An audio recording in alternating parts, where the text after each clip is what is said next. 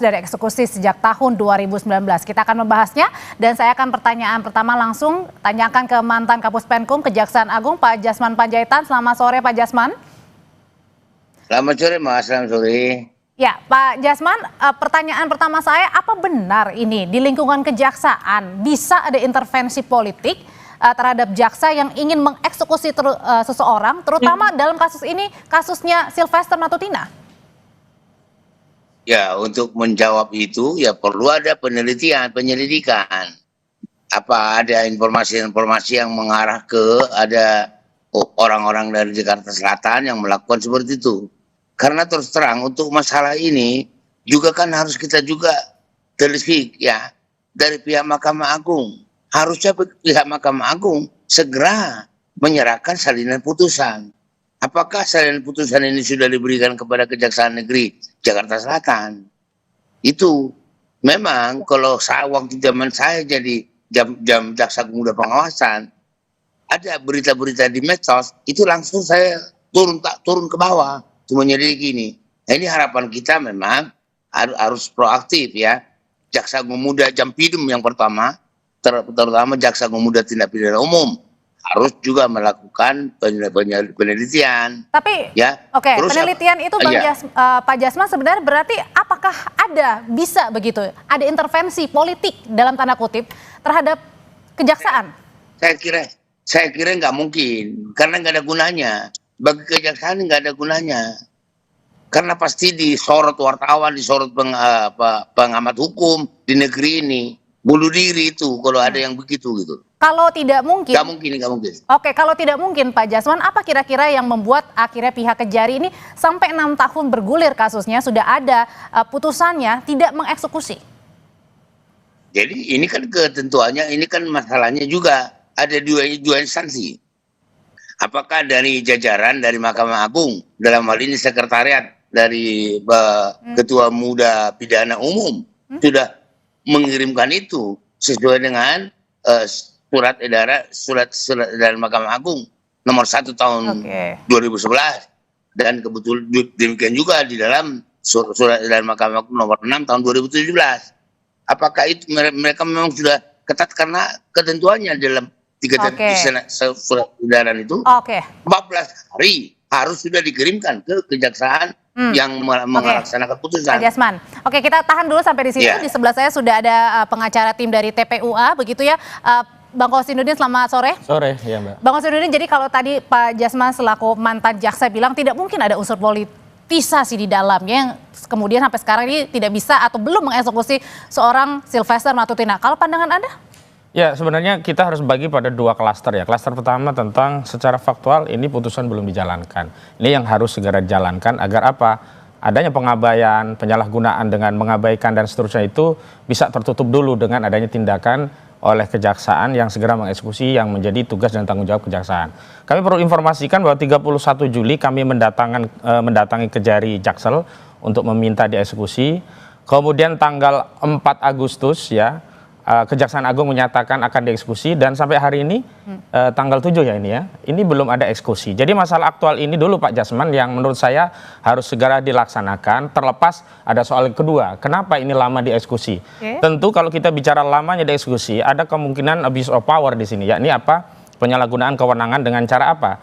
Penyalahgunaan kewenangan itu bisa dengan tidak menjalankan kewenangan, keliru menjalankan kewenangan, atau menjalankan kewenangan bukan dalam konteks kewenangannya. Dan hari ini ada abuse of power dengan cara mengabaikan kewenangan. Dan abuse of power kala itu atau? Ya dari periode 2019 sampai hari ini itu kan sebenarnya ada tugas, kewenangan dan tanggung jawab jaksa selaku penuntut sekaligus eksekutor putusan. Sudah ada putusan, kok kenapa nggak dieksekusi? Berarti kan dia mengabaikan kewenangannya. Ini ada pembiaran begitu. Namun pertanyaannya memang perlu diselidiki apakah benar itu problemnya tidak ada ya salinan putusan dikirim oleh Mahkamah Agung. Saya kira kalau dalam rentang waktu segitu naif sekali ya. Ini kan sama saja buang badan ke Mahkamah Agung. Jangan ke sana dulu lah. Yang jelas hari ini sudah ada, harusnya jaksa dieksekusi. Lalu justru menurut kami yang politis itu bukan soal kenapa ini lama dieksekusi ya. Yang politis itu juga soal kenapa putusan ini tidak segera dieksekusi, tiba-tiba muncul permintaan untuk mengajukan amnesti Oke. begitu. Padahal amnesti tadi seperti di pengantar dikatakan Gus Dur. Kebetulan Gus Dur juga klien saya. Gus Dur itu mendapat amnesti setelah menjalani Oke. hukuman, bahkan sudah keluar dengan PB. Oke. Lah ini Jadi sehari nggak berlandaskan pun ya? Ya Silvestre ini belum masuk kok Oke. sudah bicara tentang pengampunan dari presiden. Oke. Begitu loh. Ini kan aneh politis sekali begitu. Kita tanyain kalau gitu ke Ketua Umum Pradi Bersatu ada Bang Zefrijin, tapi sebelum sampai ke sana saya mau bertanya lagi. Jadi sebenarnya apakah ini seperti tadi dibilang Pak Bang Kozinudin begitu Pak Jasman, kalau misalnya ini jangan menyalahkan kepada MA-nya, belum ada salinan putusan ya? Lah, yang jelas saya dalam hal ini tidak menyalahkan siapa-siapa. Kita kan hanya menyelidiki. Ini kelihatan kesalahan ada di mana, kan itu. Tapi sepengetahuan saya, pengalaman saya juga, baik waktu saya masih di Kejaksaan Negeri maupun setelah di tingkat selanjutnya, itu putusan itu harus ada. Apa yang mau dilaksanakan oleh jaksa kalau salinannya nggak ada? Itu yang saya katakan tadi. Saya tidak mau menyalahkan siapa-siapa. Di mana letak permasalahannya sehingga salinan ini belum sampai di Kejaksaan Negeri Jakarta Selatan. Kalau ini nanti memang ada kelalaian di Kejaksaan Negeri Jakarta Selatan selaku pihak eksekutor, ya itu pasti ditindak, pasti. Saya jamin Jamwas akan bertindak. Tapi kalau ditanyain Begitu, Mbak. sudah berlangsung selama 6 tahun, sebenarnya siapa yang salah dan siapa yang bermain di balik ini? Usai jeda nanti Bapak-Bapak akan menjawabnya. Tetap bersama kami di Kompas Petang.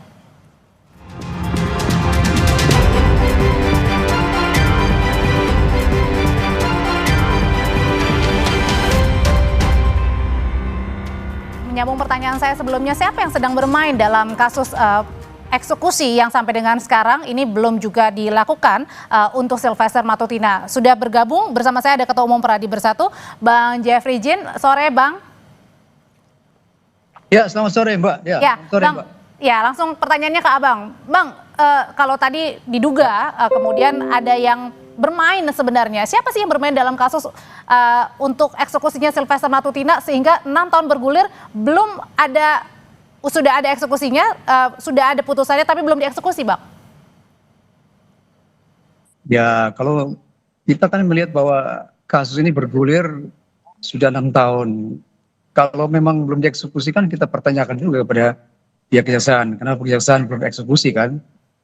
Jadi prinsipnya kita ikut proses hukum. Semua yang ada kita ikut SOP-nya. Kita menunjukkan kepada warga negara yang baik, kita taat hukum. Semuanya kita jalankan dengan baik. Jadi nggak ada masalah, Mbak.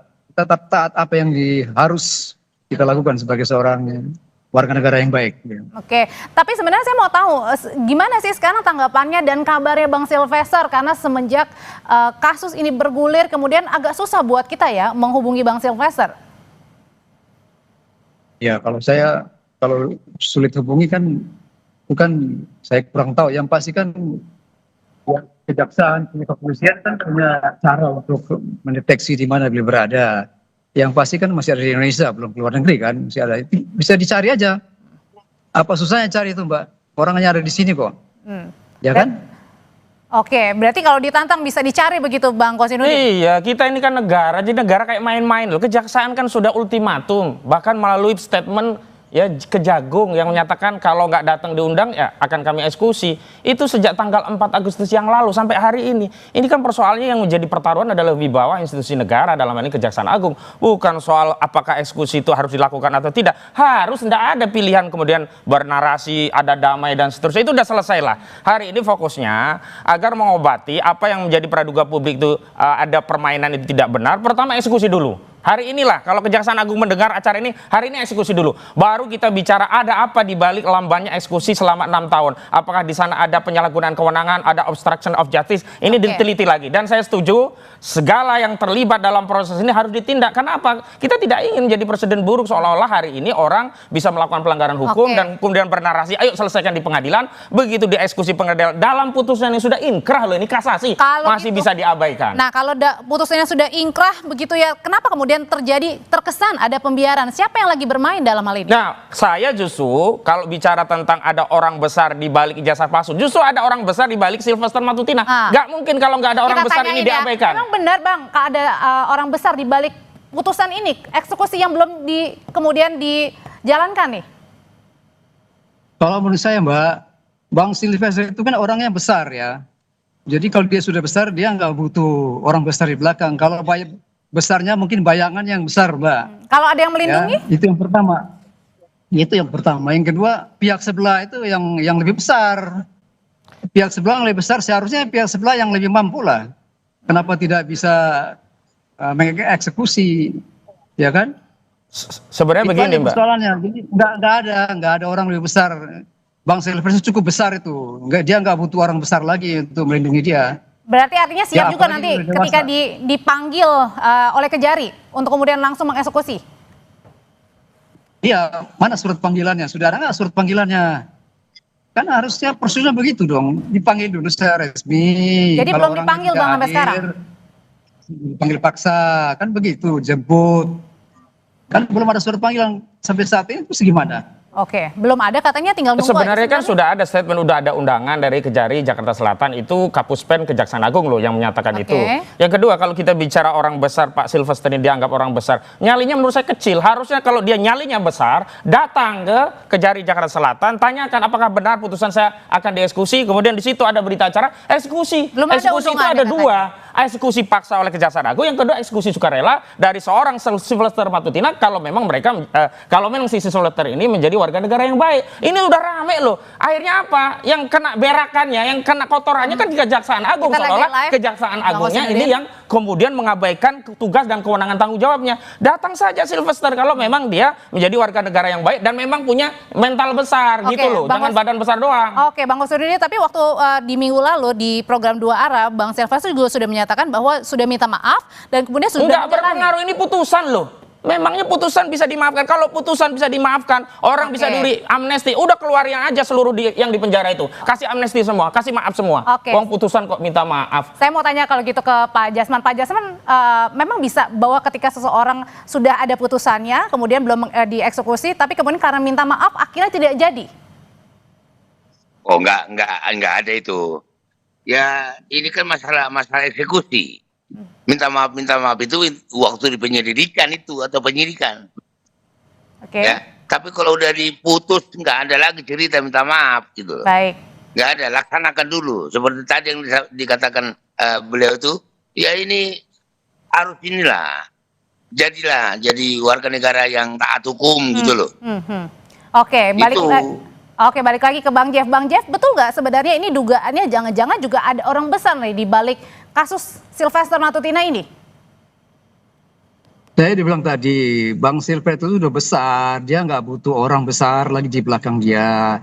Sekarang persoalannya itu gawainya siapa? Gawainya kejaksaan atau gawainya Bang Sylvester? Bang Sylvester kan dia kan terpidana, dia ikut peraturan hukum yang ada, SOP-nya mana, surat panggilannya mana. Kalau ada pasti dia datang dong sebagai warga negara yang baik. Jadi nggak ada orang besar di belakang itu, nggak ada. Kalau Pak Mahfud sendiri menduga ada, kemudian pasti ada yang melindungi nih. Ya itu dugaan Pak Mahfud boleh aja. Saya juga bisa menduga, kalau ngomong menduga saya bisa menduga. Jangan-jangan juga Bang Sylvester ada orang luar negeri yang melindungi. Bisa aja kalau memang kita bicara tentang duga-dugaan. Orang besar di luar kan banyak itu yang lebih besar dari Bang Sylvester bisa yang melindungi. Ya tapi kita nggak tahu. Itu dugaan saja kan Mbak. Karena Pak Mahfud menduga, saya pun menduga. Nanti yang lain juga menduga, ya kan? Sama-sama kita bisa menduga. Yang paling penting adalah mana surat panggilannya supaya warga negara yang baik dia akan taat hukum, dia akan datang.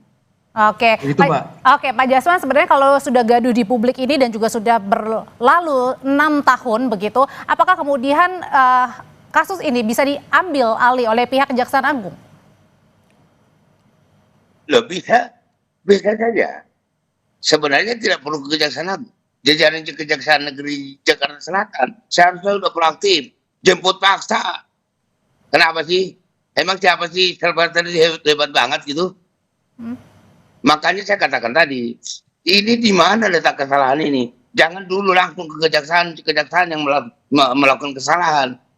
Apa betul salinan itu sudah datang. Tunjukkan salinan itu. Kalau memang ada, biar nanti datangin kan. Namun itu juga kita sama-sama udah dengar dari Kapuspen bahwa ini sudah di. Berarti artinya di sini tidak perlu ada surat panggilan, Pak Jasman. Artinya bisa langsung jemput paksa. Harus dulu, harus ada panggilan dulu, bukan pertama, panggilan kedua, ketiga tidak datang, baru jemput paksa, kan gitu. Oke, tanggapannya Bang Kosinudin, berarti kalau misalnya selama ini 6 tahun kemudian belum sudah ada putusannya, belum dieksekusi. Nah ini sebenarnya apakah ada yang bermain, apakah ada yang melindungi, apakah memang terkesan ada yang membiarkan? Sudah pasti ada yang melindungi dengan cara membiarkan, tidak dieksekusi. Mustahil di republik yang sebesar ini kasus bagi seorang Sylvester Matutina yang sudah dikenal sebagai relawan Jokowi kok tidak tahu ada putusan. Apalagi putusan ini terkait pencemaran tokoh bangsa loh, Pak Yusuf Kalla loh, ini bukan saya, mungkin kalau saya mengadukan, orang nggak tahu kasus seperti apa. Ini yang mengadukan Wapres dulu. Ini adalah aduan dari orang yang punya kategori bapak bangsa dan diadukan oleh banyak orang saat itu. Ratusan lawyer ikut terlibat mengadukan kasus ini untuk membela Pak Yusuf Kalla. Jadi aneh kalau tidak ada orang besar. Yang kedua justru tudingan ada orang besar di balik Roy Suryo dan kawan-kawan itu berbalik ke Sylvester Matutina ini. Dan dugaan saya orang besar itu adalah kekuasaan presiden yang saat itu adalah saudara Joko Widodo karena dia adalah projo. Dan hari ini agar menghindari tuduhan Presiden Prabowo masih ada di bawah kendali saudara Joko Widodo, segera eksekusi. Dan dalam hal ini Kejaksaan Agung ada di bawah kekuasaan dari presiden, segera jalankan. Dan kalau Kejaksaan Agung itu memang bukan eksekutor langsung, segera perintahkan kepada Kejaksaan Negeri Jakarta Selatan. Jangan dibikin lama begini. Kita bicara tentang asap, apinya yang sudah membara nggak segera kita siram. Kasihan rakyat melihat, oh kok ada terpidana keluyuran ke sana sini, malah hadir di media ini, media itu, podcast sana, podcast sini. Nggak ada wibawa hukum di hadapan mereka ini jadinya. Oke, kalau gitu sebenarnya kalau dilihat sendiri Pak Jasman, kalau yang Anda lihat kasusnya sudah bergulir, apalagi tadi seorang mantan Wapres ya yang kemudian melaporkan untuk kasus Bang Sylvester seperti ini. Sebenarnya apa sih yang kendalanya begitu untuk tidak mengeksekusi, Pak Jasman? Kalau saya mengatakan dugaan saya kuat, salinan ini belum diterima oleh Kejaksaan. Dalam hal ini Kejaksaan Negeri Jakarta Selatan. Itu dugaan saya. Kalau sudah ada, sudah sampai langsung dieksekusi itu. Tapi kemudian masuk logika nggak Pak Jasman ketika salinannya belum ada, belum diserahkan, ini sampai 6 tahun? Ya kan ya sampai 10 tahun juga kalau nggak dikirimkan oleh Mahkamah Agung. Kapan nyampainya ke Kejaksaan? Kan gitu. Itu makanya saya bilang jangan langsung menuding Kejaksaan yang salah. Mari kita lihat ya siapa terjadinya kesalahan ini, di mana letaknya. Itu kita telusuri. Di Kejaksaan Agung juga harus diteliti di mana letaknya. Kan itu. Harusnya pihak Mahkamah Agung juga dalam hal ini Komisi Judisial juga turun tangan. Atau jajaran pimpinan di Mahkamah Agung juga harus menyelidiki di mana kesalahan ini. Oke, kalau gitu. Ya kalau dari Bang Jeff sendiri, dari tim kuasa hukum termasuk juga Ketua Umum Pradi, Bang tahu eksekusi bukan orang lain, kan harus kejaksaan ya kalau nggak salah ya. Ya silakan, kita taat hukum kok, warga negara yang baik. Bang Sylvester saya kira. Dan tidak kemana-mana ya Bang Sylvester ya? Oh enggak, jiwa kesatrianya ada kok. Aturan hukumnya kan begitu, nggak ada panggilan kalau kita sorong-sorong dia itu nggak benar juga. Harus ada prosedurnya benar, kirim surat yang benar, alamatnya juga jelas, untuk apa segala macam kan jelas itu. Tinggal beliau datang sesuai dengan panggilan kejaksaan kan begitu ceritanya. Oke, tinggal nunggu katanya Bang, sudah siap. Rakyat itu ya butuh yang konkret, yang mudah dipahami gitu loh. Kalau itu putusannya masih sebulan 2 bulan mungkin ada pemberkasan yang belum jadilah. Ini udah 6 tahun loh.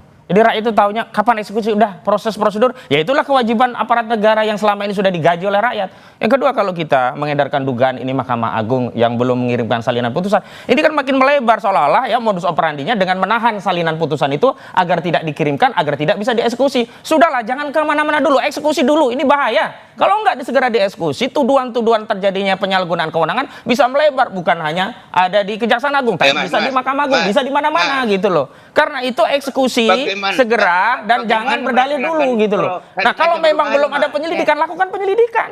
Jangan kemudian membangun narasi dugaan dari Mahkamah Agung. Kalau dugaan itu akhirnya orang mengerti, oh modus operandinya Mahkamah Agung nih nggak kirim salinan, sehingga jaksa nggak bisa eksekusi. Kan orang bisa berpikir liar.